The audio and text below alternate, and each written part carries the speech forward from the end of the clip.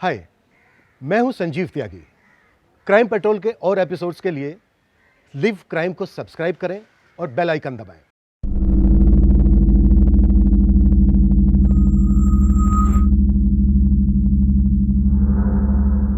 Excuse me, मैं doctor Bhuteshwar Vishwakarma ji से मिलना चाहता हूँ। जी कहिए। मैं ही हूँ doctor Bhuteshwar Vishwakarma. Oh sorry sir, मैं आपको पहचान नहीं पाया। मैं जनेंद्र चतुर्वेदी, आपसे अपॉइंटमेंट ली थी मैंने। प्लीज आज ही आप मुझे वो मशीन दिखा दीजिए सर। ये वो इन्वेंशन है जिसकी वजह से आप इतनी दूर से आए। वाह डॉक्टर साहब, देखने में तो बहुत ही अद्भुत मशीन है ये, लेकिन वाकई ये लग बदल सकती है ना? Chaturvedi ji, ARTD certified product है ये, यानी कि American research and technology developers. America के वैज्ञानिकों के अनुसार 90% सक्सेस रेशियो है इसका, यानी कि ये मशीन 90% चांस रखती है किसी का भी लक बदलने का। वो मतलब डॉक्टर साहब अभी भी 10% का डाउट है? नहीं, एक अपग्रेड वर्जन भी है इसका। 99% सक्सेस रेशियो है उसका, बट इंडिया में आने में 2 साल लगेंगे। आप एक काम कीजिए, 2 साल बाद कांटेक्ट कीजिए मुझसे। नहीं डॉक्टर साहब, 2 साल बहुत लंबा टाइम हो जाएगा। मैं एक काम करता हूँ ना, मैं इसी मशीन पे चेक कर लेता हूँ। इसके लिए आपको कंप्लीट सरेंडर करना पड़ेगा। हाँ करूँगा। डेमो के लिए कुछ लाए हैं आप? जी। ओके, आइए बैठिए आप। आने वाले 2 मिनट के बाद आपकी सारी नेगेटिव एनर्जी नष्ट हो जाएगी। आने वाला टाइम आपके लिए लाइफ चेंजर होगा।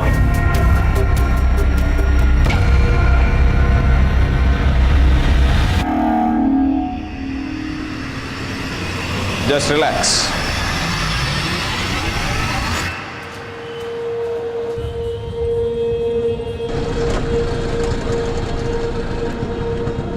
एक लंबे इंतजार के बाद अब मुझे लग रहा है अब मेरी जिंदगी पटरी पकड़ने वाली है।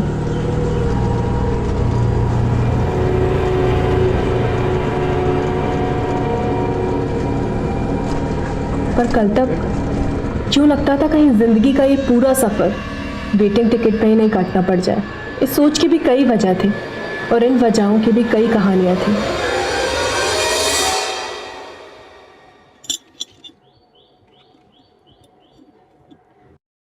राधिका, आज तुम सूरज को राखी नहीं बांधोगी, इसका मतलब क्या है? देखो सगा भाई है तुम्हारा, और इतना घमंड मत करो तुम। वो भी भगवान का दिया है, तुम्हारे ना कहने से तुम दोनों का रिश्ता खत्म नहीं होता। पापा, आपको ना सिर्फ आपका बेटा दिखाई देता है, उसकी करतूतें दिखाई नहीं देती। फरेब करे वो, गुनहगार बने हम। अरे कौन सा फरेब किया है? थोड़ा सा हेरा फेरी कर लिया जो सारे करते हैं आजकल। पापा, कोई छोटा मोटा फरेब नहीं किया है। जिन गरीब बच्चों को हम चैरिटी के नाम पे पढ़ा रहे थे ना, उसके नाम पे एक फर्जी NGO का अकाउंट खोल लिया है और गलत तरीकों से सरकारी फंडिंग का भी जुगाड़ कर लिया, और अब देखो अय्याशी कर रहे हैं। अरे तुम इतना गुरगुराओ मत। देखो, तुम्हारी चैरिटी करने से तुम्हें क्या मिलता है? मन का चैन। और मेरे जुगाड़ करने से तुम्हें क्या मिलेगा? सोने की चैन, तुम्हारी राखी का गिफ्ट लो।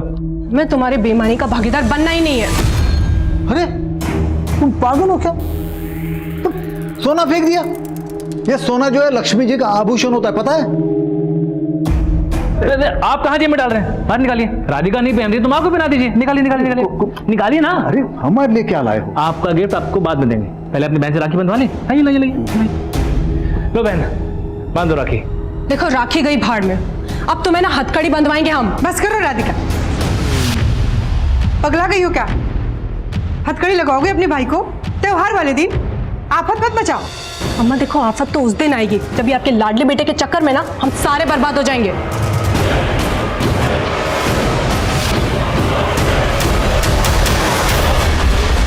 कई बार मजबूरी में हम अपनों की असलियत भी दुनिया से छिपा लेते हैं, लेकिन कई राज हमारे अपने भी तो होते हैं जिन्हें हम किसी से नहीं कहते और अंदर का शोर दबाकर उस पर खामोशी का ढक्कन लगा देते हैं। फिर खुद को बिजी रखने का दिखावा करते हैं। हमारी जिंदगी में बहुत कुछ ऐसा होता है जो हमारे बस के बाहर होता है। Radhika, my decision is final. I won't change it now. Sir please समझने की कोशिश कीजिए। इतने सारे लोगों को जॉब से निकाल देंगे तो कहाँ जाएंगे वो लोग? जहाँ जाना है जाएं। मैं अब किसी की कोई मदद नहीं कर सकता। पिछले 1 साल से मेरी कंपनी लॉस में चल रही है, छटाई तो करनी पड़ेगी ना। क्या है ये? तुम तो बड़ा बोला करते थे ना, हाँ, कि मेरे माँ के ट्रीटमेंट के लिए इस कंपनी से लोन दिलवा दोगी। जॉब से निकलवा दिया तुमने, मैं तुम्हें छोड़ूंगा नहीं। ये सब मैं नौकरी खा छोड़ तू, ये झूठ बोलती है, मेरी नौकरी खा गई यार। बोली मेरे माँ का कैंसर का ट्रीटमेंट करवा देगी, कुछ नहीं करवाई। छोड़ूंगा नहीं तुमको।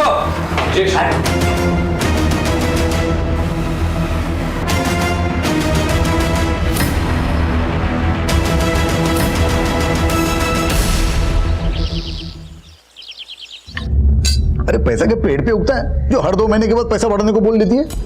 साहब 2 साल से 3,000 में ही काम कर रहे हैं। राधिका दीदी ने बोला था कि इस महीने से 4,000 देंगे। सुन, ये घर के मालिक जो हम है, राधिका नहीं है। सुलक्षणा, तो अंदर जाके काम कर, टेंशन मत ले। जी दीदी। पापा, किसी गरीब की मजबूरी का फायदा उठाते हुए आपको शर्म नहीं आती? इतने कम पैसों में वो कितना काम करती है, और अगर हम जरा सा पैसा बढ़ा देंगे तो क्या बिगड़ जाएगा? वैसे भी उसको तनख्वाह तो हम देते हैं ना। अच्छा, तू अब ये जता रही कि हम भी तेरा दिया हुआ खाते हैं, तो अपने अहंकार में अपने भाई की तरह अपने बाप को भी घर से बाहर निकाल देना। नहीं खाना है हमें तुम्हारा खाना।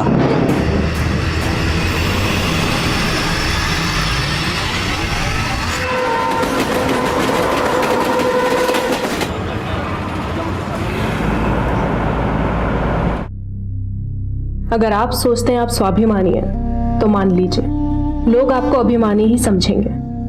जब ग्लास आधा भरा होता है तो लोग उसको आधा खाली ही कहते हैं। लोगों की नजर में मेरा सच भी ऐसा ही था, आधा। अब खाली हो या भरा हुआ मालूम नहीं, पर मैं इसी अधूरेपन से भाग रही थी। और जब भी कोई सच हमारे अंदर ही मर जाता है तो वो हमें जिंदगी भी अधूरी ही देता है, और मौत भी अधूरी।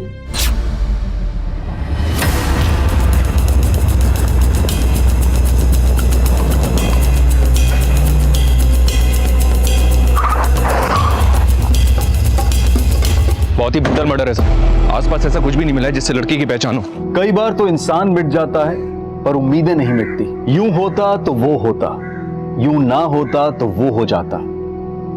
ये वो सारी बातें हैं जिनके बारे में सोच सोच कर हमें अक्सर अपनी असल परिस्थिति पर मलाल होता है। पर अगर दर्द के राज गहरे हों और चेहरे पर मुस्कान ठहरी हो तो ऐसी जिंदगी वो रहस्य है जो हर तकलीफ झेल जाती है। जिस लड़की की हत्या हुई थी उसमें भी यही जिंदगी छिपी थी, लेकिन सवाल यह है कि आखिर उसकी जिंदगी छीनी क्यों गई? सर, पोस्टमार्टम के अकॉर्डिंग लड़की के लोअर एब्डोमेन पे मल्टीपल स्टैबिंग की गई है। रेप के कोई साइन नहीं है, लेकिन उसका यूट्रस पूरी तरह से डैमेज्ड है। और सर, लड़की की उंगलियां भी पूरी तरह से डैमेज्ड है, जिसकी वजह से बायोमेट्रिक्स के जरिए उसकी पहचान पता करने में प्रॉब्लम हो रही है। सर, कहीं ऐसा तो नहीं कि यूट्रस को निकालने की कोशिश की गई हो, शायद ऑर्गन ट्रांसप्लांटेशन के पर्पस से? नहीं मनीष, लाश की हालत देखकर तो यही लग रहा है कि किसी ने अपनी गहरी रंजिश निकाली है। ये काम किसी मानसिक रोगी का भी हो सकता है।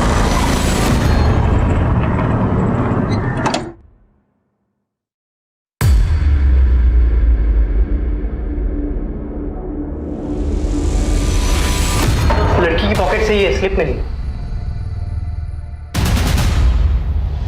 ये कोई बिल या रिसीट है, पर खून बहुत है इस पर, कुछ पढ़ने में नहीं आ रहा है क्या लिखा है। सुमित, इसको सॉल्वेट से वॉश करवाओ, शायद कुछ पढ़ने में आ जाए। सब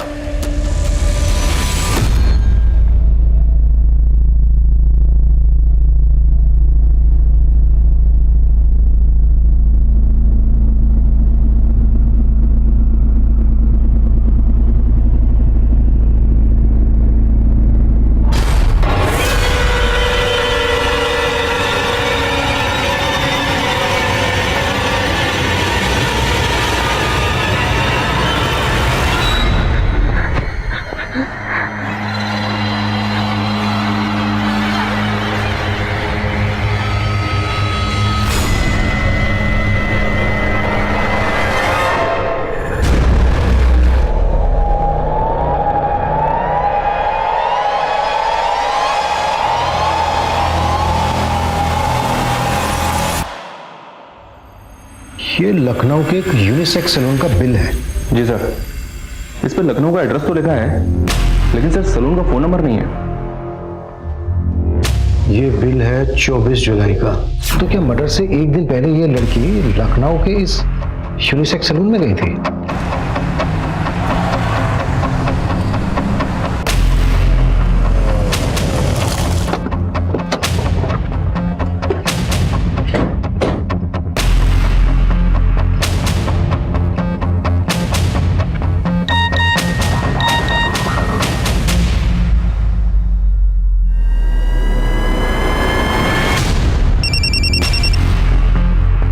हाँ मनीष, फोटो मिला मुझे। सर वो फोटो मैंने यूनिसेक्स सैलून के बाहर के सीसीटीवी से लिया था। वो लड़की 24 जुलाई को लखनऊ के इसी यूनिसेक्स सैलून में आई थी। नाम पता चला उसका? सैलून के मालिक से बात किया सर, लेकिन वो उसके बारे में कुछ नहीं जानता। लेकिन सर उसने यहाँ पे कार्ड से पेमेंट किया था। उसके क्रेडिट कार्ड की डिटेल्स मैंने निकलवा ली हैं। बहुत जल्द पता चल जाएगा कि वो कार्ड किसके नाम पे इशू हुआ था। तुम लड़की का नाम एड्रेस पता करो, मैं निकलता हूँ लखनऊ के लिए।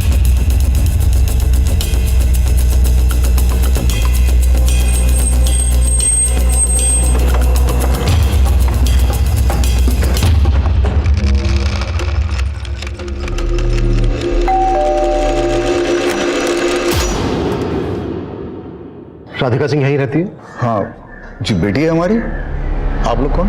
Inspector Abhimanyu Jindal, Delhi police. Delhi police? आइए ना, आइए अंदर आइए। आपको इंस्पेक्टर त्रिपाठी जी ने भेजा है क्या? इंस्पेक्टर त्रिपाठी? हाँ, वो कासगंज वाले। उन्हीं के पास राधिका की गुमशुदगी की रिपोर्ट लिखवाई थी।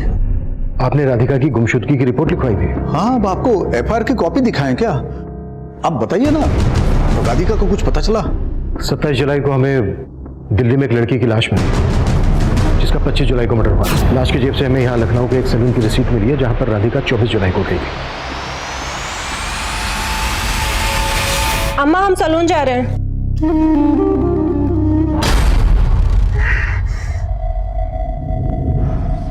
क्या ये राधिका है? फोटो में चेहरा साफ नजर नहीं आ रहा है, लेकिन हमारी राधिका तो कानपुर गई थी। आपको लाश दिल्ली में मिली है ना? कानपुर? क्या बोल के गई थी कानपुर में? वो कहाँ जा रही है? शॉपिंग वॉपिंग करने के लिए गई थी बाजार में। उसके बाद उसका फोन बंद आने लगा। हम टेंशन में आ गए। वो त्रिपाठी जी को हम रिपोर्ट लिखवा दी। दिल्ली में आपका या राधिका का कोई जानने वाला रहता है जहां पर राधिका जा सकती है? दिल्ली में तो क्या, हमारा कानपुर में कोई जान पहचान वाला नहीं है। त्रिपाठी जी, ये राधिका की मिसिंग कंप्लेंट कौन सी डेट में दर्ज हुई थी? ये 26 जुलाई की दोपहर को हमने कानपुर पुलिस से भी राधिका की डिटेल शेयर की थी, लेकिन फिलहाल वहां से कोई जवाब नहीं आया है। लेकिन 25 जुलाई की सुबह 9:30 बजे लखनऊ रेलवे स्टेशन की सीसीटीवी फुटेज में राधिका कैप्चर हुई थी। ये देखिए सर, वो प्लेटफॉर्म नंबर 7 पे देखी गई थी, जहां से उसने कानपुर जाने वाली ट्रेन पकड़ी थी। लखनऊ से कानपुर जाने वाली वो ट्रेन दिल्ली तक भी जाती थी, लेकिन सवाल यह था कि राधिका उसी ट्रेन से दिल्ली गई थी या फिर कानपुर उतरने के बाद कुछ ऐसा हुआ कि वो गायब हो गई। राधिका के बर्थ मार्क्स से उसकी लाश की शिनाख्त कर ली गई, लेकिन दिल्ली पुलिस की चुनौती यह थी कि उन्हें एक ऐसे विक्टिम का मर्डर केस सॉल्व करना था जो दिल्ली की थी ही नहीं। पर सवाल यह था कि राधिका की हत्या के तार दिल्ली से जुड़े थे या फिर लखनऊ और कानपुर से, और इस हत्या का मोटिव क्या था? सर राधिका ने 25 जुलाई से 3 से 4 दिन की लीव मांगी थी। तो लीव लेकर वो कहाँ जाने वाली थी? कुछ बताया था उसने? ये तो नहीं बताया, लेकिन कुछ पर्सनल काम था ये बताया था। फिलहाल हमें ऐसी कोई इन्फॉर्मेशन नहीं मिली है कि 25 जुलाई को राधिका को कानपुर में कहीं देखा गया। आप लोग अच्छे से याद करने की कोशिश कीजिए। शायद राधिका कानपुर की किसी जगह का नाम आपसे बोल के गई हो जहां वो जाने वाली है। किसी मार्केट वगैरह का नाम लिया हो उसने? नहीं, तो वो सिर्फ इतना ही बोल के गई थी कि वो कानपुर शॉपिंग के लिए जा रही है, शादी की शॉपिंग। राधिका को जिस ढंग से मारा गया है, उससे तो यही लगता है कि राधिका की जिंदगी में सब कुछ ठीक ठाक नहीं था। किसी पे शक है आप लोगों को?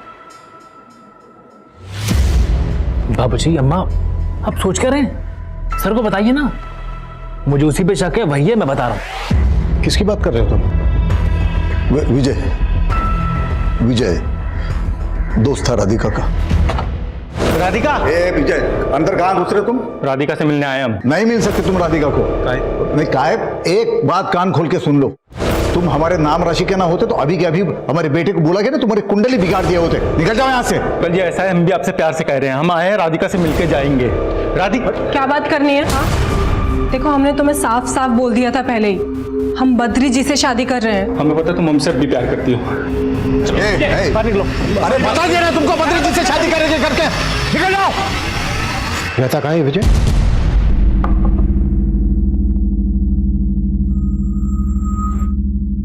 सर, ये रतन तिवारी है, इस इलाके के बहुत बड़े कॉन्ट्रैक्टर। अरे नहीं, बड़े हम नहीं, बड़े डॉक्टर साहब हैं। डॉक्टर साहब, हम आपके सानिध्य में आना चाहते हैं। देखिए, अगर आप ये सोच के आए हैं कि मेरे पास कोई जादू की छड़ी है और पल भर में सब बदल सकता है, तो आप जा सकते हैं। नहीं नहीं, हम अंधविश्वासी नहीं हैं। हाँ, लेकिन आपके विज्ञान का अनुभव करना चाहते हैं डॉक्टर साहब। डेमो के लिए कुछ लाए हैं? जी बिल्कुल।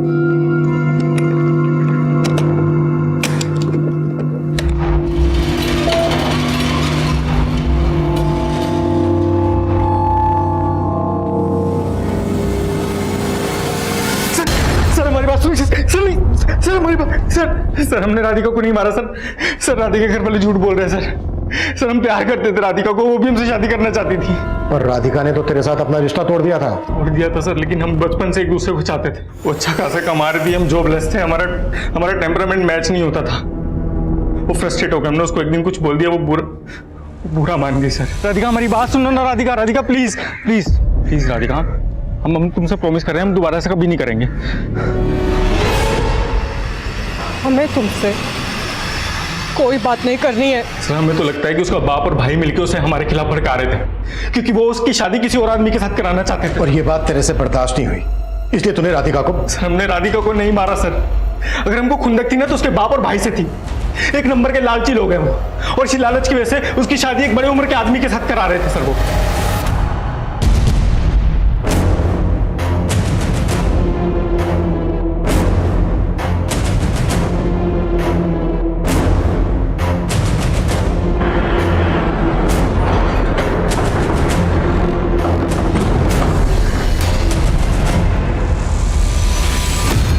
ये आप क्या बोल रहे हैं सर? राधिका का मर्डर कैसे? तुम्हें वाकई में कुछ नहीं पता या कोई ड्रामा? सच कह रहे हैं सर, हमें कुछ नहीं मालूम। तो इस दौरान तुम्हारी राधिका के माँ बाप से कोई बातें नहीं हुई? आखिरी बार बात तब हुई थी जब उन्होंने हमारा और राधिका का रिश्ता तोड़ दिया। तुम्हारा और राधिका का रिश्ता उन्होंने तोड़ दिया? जी सर, वो हमसे बोले कि राधिका हमसे शादी ही नहीं करना चाहती, पर सर हमें विश्वास नहीं हुआ। हम खुद राधिका से मिलकर इसकी वजह जानना चाहते, लेकिन उसका फोन बंद पड़ा। तो जब तुम्हारी राधिका के साथ फोन पे बातें होती थी तो मुलाकातें भी होती होंगी? सर हमें तो लगा था कि हमें जिस लड़की की तलाश थी वो हमें मिल गई, और हमने कभी सोचा भी नहीं था कि राधिका इस रिश्ते से नाखुश होगी। हमने कभी कल्पना भी नहीं की राधिका को इतना बुरा अंत मिलेगा।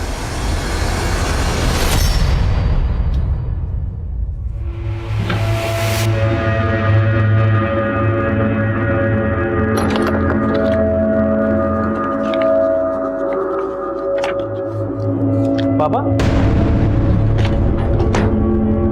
अब क्या सूझा है आपको? राधिका की अलमारी में क्या ढूंढ रहे हैं आप? मेरा एक फाइल है, वो उसे ढूंढ रहा था। तुम क्या कर रहे हो यहाँ पे? जाओ ना, तुम्हारा काम करो ना।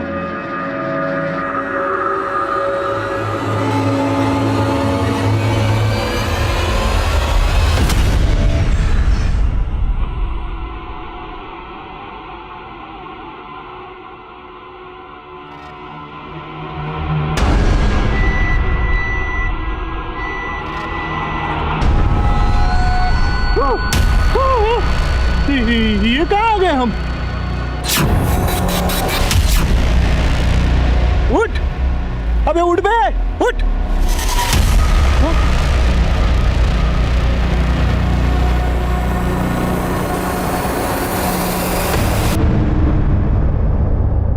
ये लक मशीन हमारा लक बदल रही है नीलू। सही बोला, देखो इस बार तो हमने जम के माल लूटा है।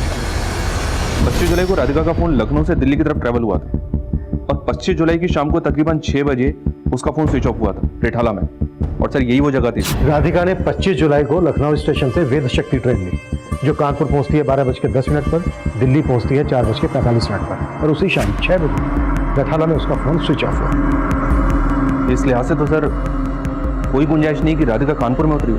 लेकिन राधिका अपने घर वालों से तो यही कह के गई थी कि वो कानपुर जा रही है, लेकिन गई दिल्ली। तो क्या राधिका ने अपने घर वालों से झूठ बोला था? लेकिन किस मकसद से?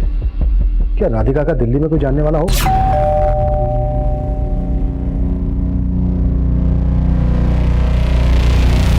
लेकिन सर राधिका के कॉल रिकॉर्ड्स में दिल्ली का कोई नंबर नहीं मिला। क्राइम सीन का डम डेटा निकलवाओ और चेक करो कि मर्डर वाले दिन कानपुर या दिल्ली का नंबर उस एरिया में कोई एक्टिव था क्या। Okay sir. और एक बात है सर, मैं बद्री से मिला था, उसने बताया कि राधिका के पेरेंट्स ने उसका और राधिका का रिश्ता राधिका की मौत के 5 दिन बाद खत्म कर दिया था, 30 जुलाई को।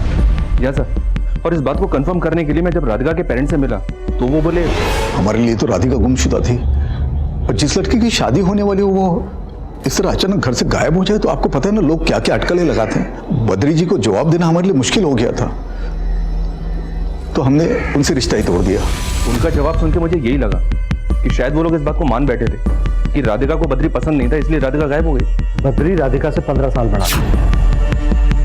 कहीं ऐसा तो नहीं है कि राधिका की बद्री के साथ शादी हो रही थी, इसी वजह से वो भाग गई हो? सर इसलिए राधिका के पेरेंट्स पर भी नजर रखने के लिए आदमी लगा दिए। ये भी चेक करो कि 25 जुलाई को राधिका ने टिकट कहाँ की ली थी, कानपुर की या दिल्ली की। उसी से क्लियर होगा कि राधिका की ये जर्नी प्री प्लान थी या फिर राधिका किसी और के प्लान का शिकार हुई। Okay sir. Train reservation check करने के साथ पुलिस दिल्ली रेलवे स्टेशन से लेकर राधिका के मर्डर स्पॉट रिठाला तक के बीच के एरियाज के कई सीसीटीवी स्कैन कर रही थी। ऑटो और टैक्सी चलाने वालों से भी लगातार पूछताछ की जा रही थी।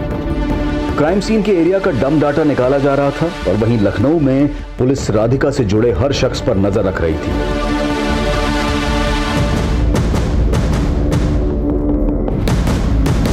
अरे तुम क्यों चिंता कर रही हो? आता हूँ ना मैं। अरे कुछ दिन अम्मा को संभालूं, फिर आता हूँ। अम्मा को बाद में संभाल, पहले बाप को संभाल। चाकू दी हमको चुना लगा दिया। बाबा क्यों इतना गुर्रा रहे हो? फिर क्या चूल्हा कथा लगा रखा है? ये आरव कौन है? कौन आरव? वही आरव जिसके नाम राधिका का जमीन होगी, जो जमीन कायदे से हमारे नाम पे होनी चाहिए थी। तुम पहले ही उंडी मार दिया। क्या बात कर रहे हो आप? ए नौटंकी, हमको मत घुमाना। हम जानते हैं तुम्हारा षड्यंत्र है। ये आरव तुम्हारा चमचा है जो तुमको जमीन का पैसा दिया है। आप पगला गए हो क्या?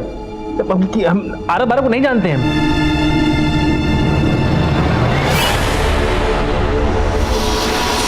साहब हम पिछले 2 साल से राधिका दीदी के यहाँ काम कर रहे हैं, लेकिन आपने हमें यहाँ। देखो सुलक्षणा, घबराओ मत। हम सिर्फ इतना जानना चाहते हैं कि राधिका के अपने माँ बाप और अपने भाई से रिश्ते कैसे थे? भाई राधिका दीदी के साथ नहीं रहते थे, और पिताजी से बहुत चिड़ी चिड़ी सी रहती थी राधिका दीदी। अपनी माँ से बहुत प्यार करती थी, इससे ज़्यादा और कुछ नहीं पता हमें साहब। ये राधिका की बद्री से शादी होने वाली थी, तो क्या राधिका इस शादी से खुश थी?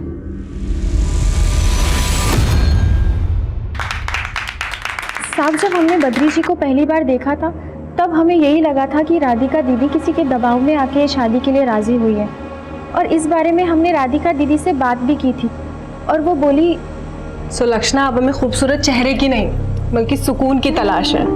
लेकिन दीदी वो आपसे उम्र में बहुत बड़े हैं। बड़े अच्छे इंसान हैं वो, और मुझे यकीन है कि मैं बद्री जी के साथ बहुत खुश रहूंगी। और साहब राधिका दीदी का जवाब सुनकर हम खुद हैरान रह गए।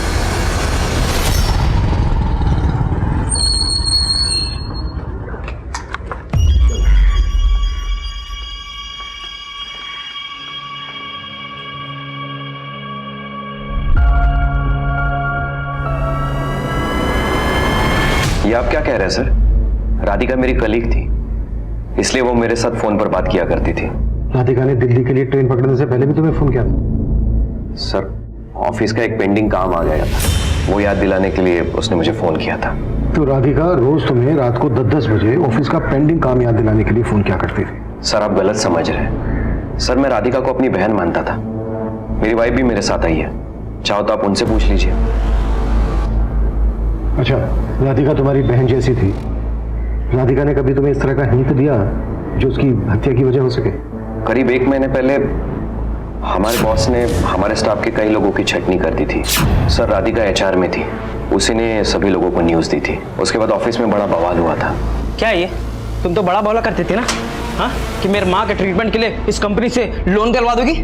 जॉब से निकलवा दिया तुमने, मैं तुम्हें छोड़ूंगा नहीं। ये सब मत नौकरी खा छोड़ तू, ये झूठ बोलती है। सर जॉब से तो बॉस ने निकाला था, लेकिन तकलीफें राधिका को झेलनी पड़ी थी। तो तुम कहना चाह रहे हो कि राधिका का हत्यारा उन्हीं एम्प्लॉयज में से कोई है जिनको राधिका ने जॉब से निकाला था? नहीं सर, ये तो नहीं कह सकता, लेकिन जॉब जाने के बाद सबसे ज्यादा परेशानी ब्रिजेश और श्यामलाल को हुई थी। ब्रजेश और श्यामलाल। सलाम सर। हाँ सलाम, बोल क्या खबर है? राधिका के प्रेमी विजय की खबर है। एक नंबर का लड़की बार है साहब। बाराबंकी में संगम लॉज है, वहाँ आए दिन नई नई लड़कियां लेकर जाता है। वो लॉज वाला तो बता रहा था कि ये सिलसिला बहुत सालों से चला आ रहा है। चल ठीक है, इस वजह पे नजर गड़ा के रख। पुलिस लखनऊ में राधिका से जुड़े हर इंसान को खंगाल रही थी, लेकिन राधिका के दिल्ली जाने का राज अब भी दूर नजर आ रहा था। 2 मिनट में सारी नेगेटिव एनर्जी नष्ट हो जाएगी। आने वाला टाइम आपके लिए लाइफ चेंजर होगा।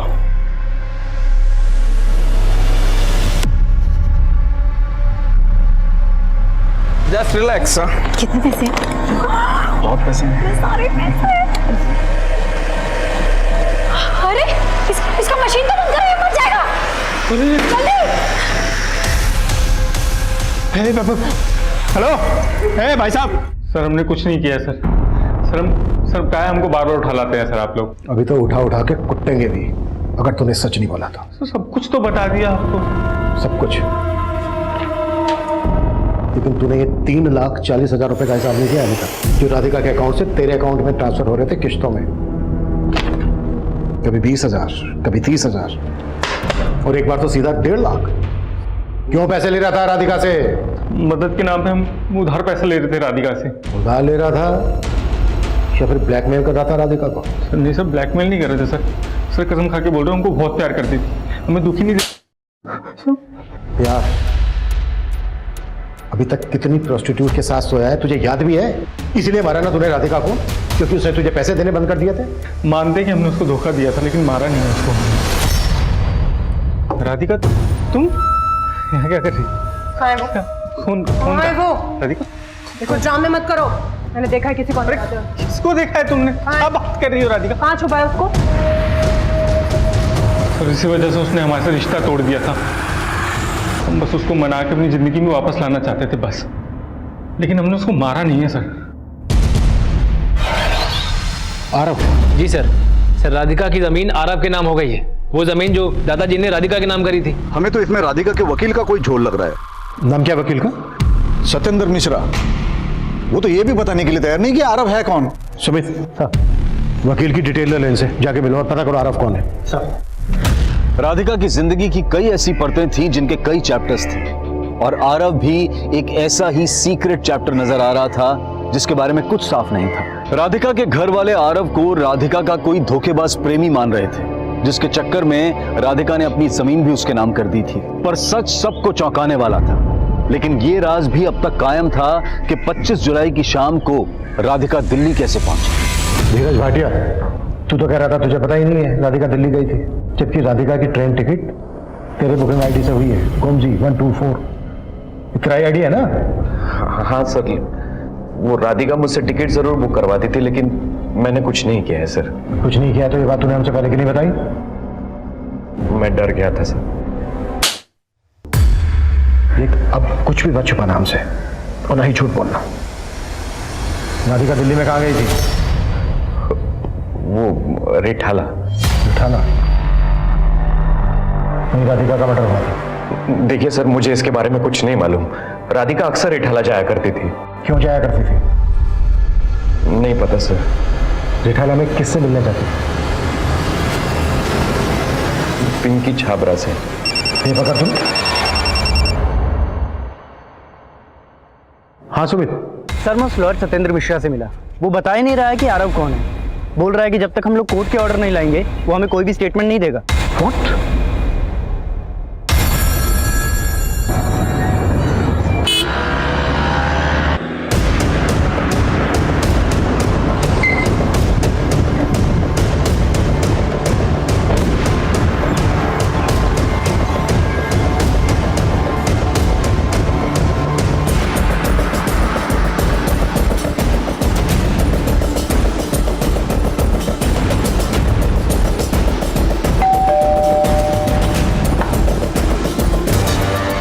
पिंकी छाबड़ा।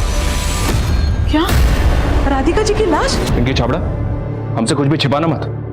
25 जुलाई को राधिका यहां भी आई थी ना? तुम्हारा उसके मर्डर से क्या ताल्लुक है, बोलो। साहब मुझे तो मालूम भी नहीं है राधिका जी का मर्डर हुआ है। हाँ 25 तारीख को वो यहाँ आने वाली थी लेकिन आई नहीं। राधिका यहाँ क्यों आती थी? सब वो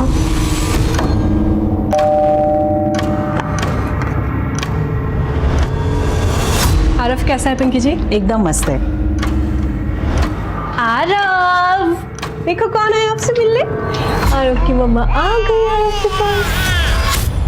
तू इस बच्चे का नाम आरव है और ये राधिका का बेटा है? जी साहब। राधिका को तुम कैसे जानती हो और इस बच्चे का बाप कौन है?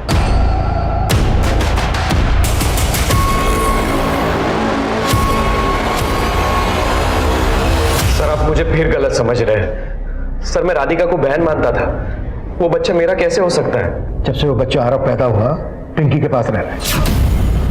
वो पिंकी ने हमें बताया कि वो राधिका से तेरे थ्रू मिली थी। सर बिना शादी के राधिका को मां बनना पड़ा था।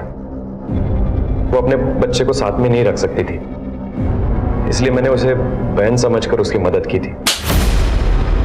घुमा मत हमें। राधिका ने तुझे ही बता दिया कि वो मां बनने वाली है और ये नहीं बताया कि उसके बच्चे का बाप कौन है। मुझे उससे ये तब पता चला जब वो मां बन चुकी थी। सर उस दौरान वो 6 महीना हमारे दिल्ली ब्रांच में शिफ्ट हो गई थी, तब मुझे उसका पर्पस पता चल गया। सर वो अपने बच्चे की देखरेख के लिए किसी को ढूंढ रही थी, तब मैंने उसे पिंकी के बारे में बताया था। राधिका की बद्री के साथ शादी होने वाली थी। बद्री को इस बच्चे आरव के बारे में पता चल गया हो, कभी राधिका ने ऐसा कुछ हिंट दिया था? नहीं सर, पर वो चाहती थी कि बद्री से शादी करने के बाद आरव उसके साथ ही रहे। इस बच्चे के बाप के बारे में राधिका ने तुम्हें कभी बताया? नहीं साहब, उन्होंने तो कभी नहीं बताया। लेकिन हाँ एक बार जब राधिका मैडम बच्चे से मिलके जा रही थी तो एक औरत यहाँ आई थी। औरत? कौन औरत? मम्मा के साथ जाना है आरव को। मम्मा जल्दी वापस आ जाएंगे, ठीक है? मैंने देखा एक औरत चिपके हमें देख रही थी।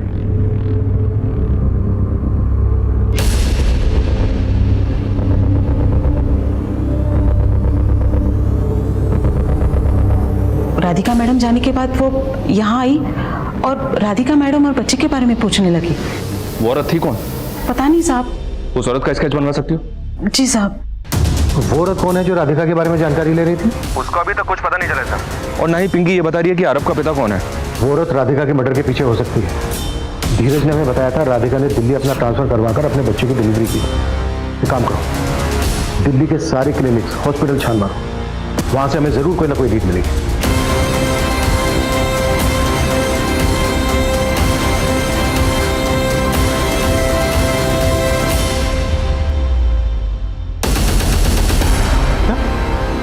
आरव राधिका का बेटा है?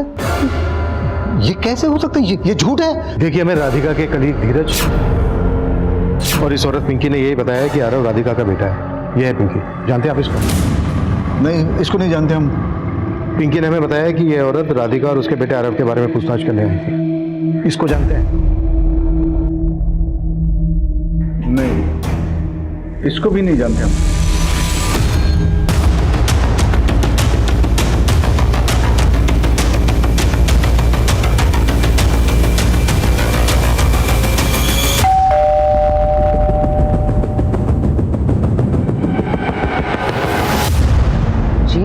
हमें बद्रीनाथ जी से मिलना है। आप? मैं उसकी माँ हूँ शकुंतला।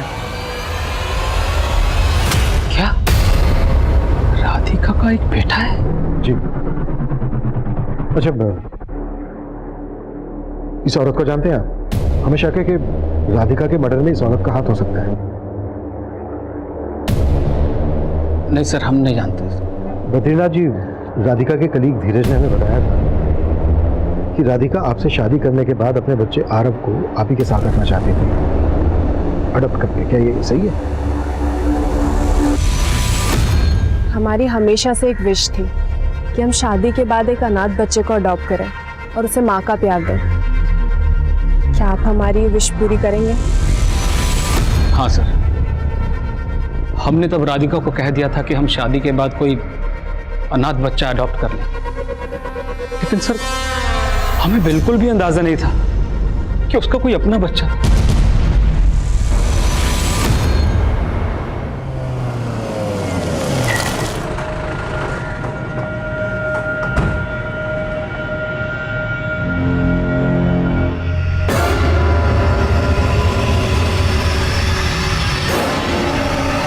राधिका और मेरे बीच में कोई अफेयर नहीं था। लेकिन आरव तेरा ही बेटा है, ये मैटरनिटी क्लिनिक से पता कर लिया है हमने। वो मेरी गलती थी सर, बस। करीब 1.5 साल पहले मैंने अपने पूरे स्टाफ के लिए अपने फार्म हाउस पे पार्टी रखी थी। वहां पे राधिका ने बहुत ज्यादा ड्रिंक कर ली थी। सच्चा ने मुझे धोखा दिया, मेरे होते हुए दूसरी लड़कियों, आराम से। दूसरी लड़कियों। राधिका, राधिका, इट्स ओके, संभालो अपने आप को, इतना ज्यादा सोचने की जरूरत नहीं है। वो कर सकता है, मैं क्यों नहीं? सर उस दिन राधिका इमोशनली ब्रोकन थी, हम दोनों ड्रंक थे इसीलिए। लेकिन सर अगले दिन हम दोनों ने डिसाइड किया था कि हम उस रात को हमेशा के लिए भूल जाएंगे। फिर 1 हफ्ते के बाद राधिका मेरे पास आती है और मुझे बताती है कि वो प्रेग्नेंट है। राधिका, हमने मिलकर डिसाइड किया था ना, एक काम करो, तुम अबॉर्शन करा लो। नहीं सर, मैं इस बच्चे को जन्म देना चाहती हूँ। राधिका, यू नो ना, आई एम मैरिड। सर आप टेंशन मत लीजिए, आपको कोई तकलीफ नहीं दूंगी। सर राधिका अपने डिसीजन से हटना नहीं चाहती थी, इसीलिए मुझे उसकी मदद करनी पड़ी। मैंने पर्पसफुली उसका ट्रांसफर दिल्ली में करवाया था सर। और यही नहीं, इंसानियत के नाते जिस दिन डिलीवरी थी मैं उससे मिलने भी गया था। अब तक पुलिस के लिए हर मोड़ एक डेड एंड था और हर कोशिश नाकामयाब थी, और अब उनकी उलझने और बढ़ने वाली थी। ये 25 जुलाई की फुटेज है सर, जिस शाम राधिका का मर्डर हुआ था। और सर ये फुटेज देख के आपको ऐसा नहीं लग रहा है कि राधिका को गाड़ी में जबरदस्ती बिठाया गया? किसके नाम पर रजिस्टर्ड है ये गाड़ी? डॉक्टर भूतेश्वर विश्वकर्मा। ये विश्वकर्मा एक कॉन मैन है सर, लग बदलने की मशीन के नाम पे कई लोगों को लूट चुका है। दिल्ली के कई थानों में इसके नाम पे 400 BC के केसेस दर्ज हैं। दिल्ली में हमारी टीम इसके बारे में पता लगा रही है।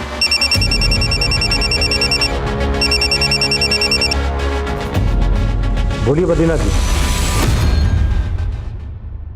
जी, उस दिन मैं ही राधिका का पीछा कर रही थी।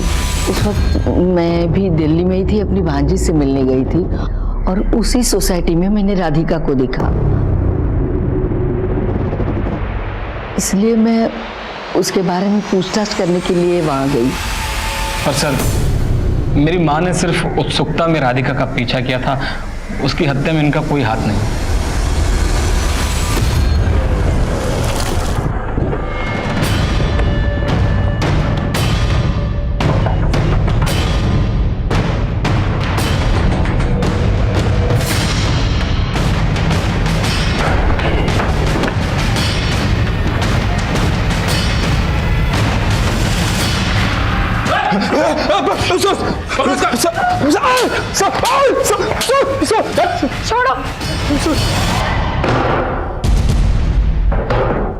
सर मानता हूं कि बहुत लोगों को चूना लगाया, पर किसी को मारने का नहीं सोचा था।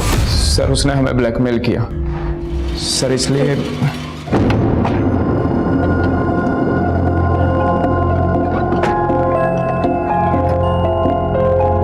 दीदी वो आपको गाड़ी चलानी आती है क्या?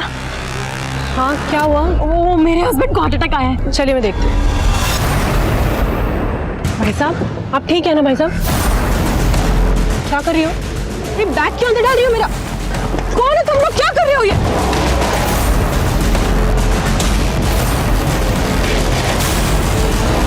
अरे रुक! पकड़ इसको, पकड़ पकड़।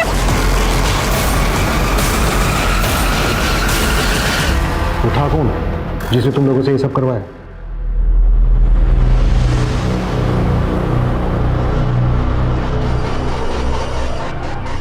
ये तो हम सोच ही नहीं पाए कि जिन जड़ों को हम इतना दूर दूर तलाश रहे थे, वो जड़ें तो हमारे इतने करीब थी।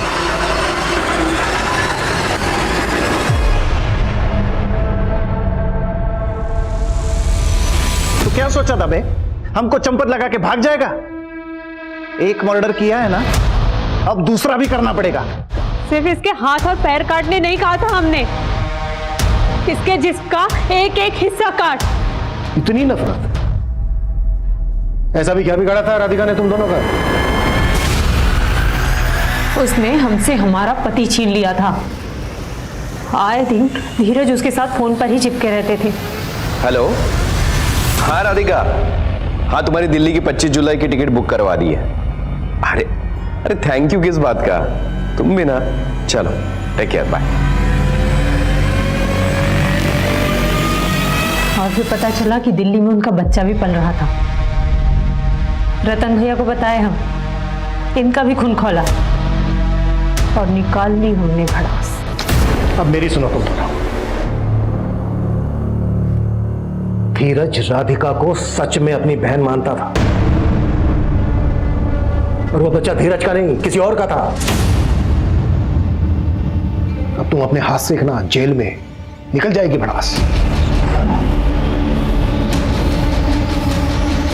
शक वो बला है जो अगर दूर ना हो तो इंसान की सोचने समझने की शक्ति क्षीण हो जाती है, और अच्छे अच्छे इसकी वजह से तबाह हो जाते हैं। राधिका ने जिंदगी में कई धोखे खाए, कई तकलीफें सहकर भी उसने अपने बच्चे के भविष्य के लिए एक लंबी तपस्या की। यह उसका साहस ही था कि उसने शादी किए बिना भी अपने बच्चे को जन्म दिया, लेकिन यह सच अपने माता पिता को बताने का साहस वो नहीं कर पाई। लेकिन उसके इस डर के दोषी उसके माता पिता भी हैं, क्योंकि अगर उन्होंने राधिका को समझने की जरा सी भी कोशिश की होती तो शायद राधिका का ये अंजाम नहीं होता। इसलिए बेहद जरूरी है कि हम अपने परिवार में एक ऐसा माहौल बनाने की कोशिश करें जहां हमारी जिंदगी एक राज ना बन जाए, सब एक दूसरे से अपने दिल की बात खुलकर कह पाएं। अब मैं अनूप सोनी आपसे विदा लेता हूं, फिर मुलाकात होगी क्राइम पेट्रोल सतर्क में एक और नए केस के साथ। तब तक अपना और अपने परिवार का ख्याल रखें, सतर्क रहें, सुरक्षित रहें और देखते रहें क्राइम पेट्रोल सतर्क। जय Hind. For more updates, subscribe to our channel, click the show links and enjoy watching the videos.